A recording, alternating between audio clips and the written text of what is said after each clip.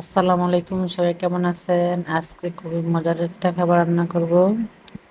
দেখুন, দুইটা তেলাপিয়া মাছ ধুয়ে কেটে নিলাম। এখন এর মধ্যে হলুদের গুঁড়া, মরিচের গুঁড়া, লবণ একদম ভালো করে মিক্স করে নিব।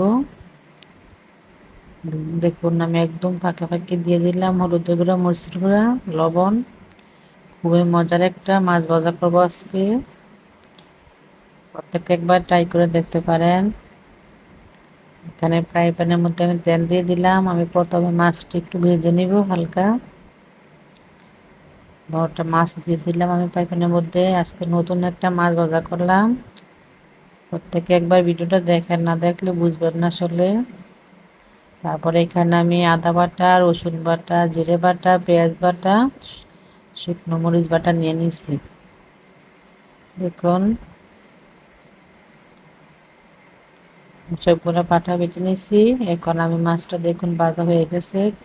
এখন আমি সবগুলো উপকরণ মাছটার মধ্যে দিয়ে দিব। প্রথমে আমি যে রসুনটা দিয়ে দিলাম, তারপর দিয়ে দেব পেঁয়াজ বাটাটা, আদা বাটা দেব, রসুন বাটা দেবার মধ্যে সবগুলা উপকরণ মাছটার মধ্যে মিক্স করে দিব একদম উল্টে পাল্টিয়ে। তারপরে মরিচ বাটাটাও দিয়ে দিব।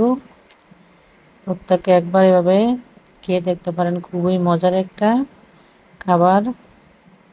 এখন জিরে বাটাটা দিয়ে দিলাম, দিয়ে ভালো করে মিক্স করে নিব।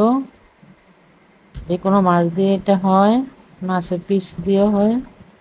তখন মাছটা উল্টিয়ে তারপর আমি আবার দিয়ে দিতেছি এর মধ্যে মশলাটা ভালো করে মিক্স করে নিতে হবে। একদম সবগুলো উপকরণ আমি এর মধ্যে দিয়ে দিব। মাছের পিস দিয়ে দিলেও ভালো হয়। আমি আজকে তেলাপিয়া মাছ দিয়ে করছি।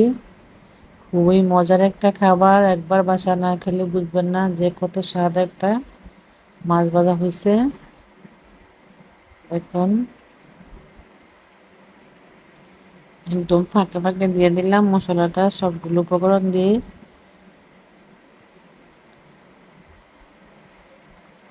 তবে মাছ ভাজা করলে সবাই পছন্দ করবে, বাড়িতে মেহমান আসলেও খেতে পছন্দ করবে।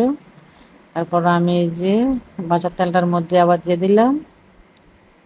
এই মাছটা আবার ভাজি করে নিব।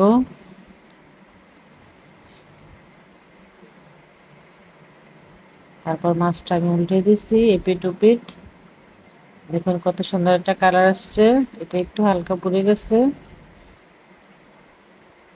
মাছ ভাজা হয়ে গেছে দেখুন।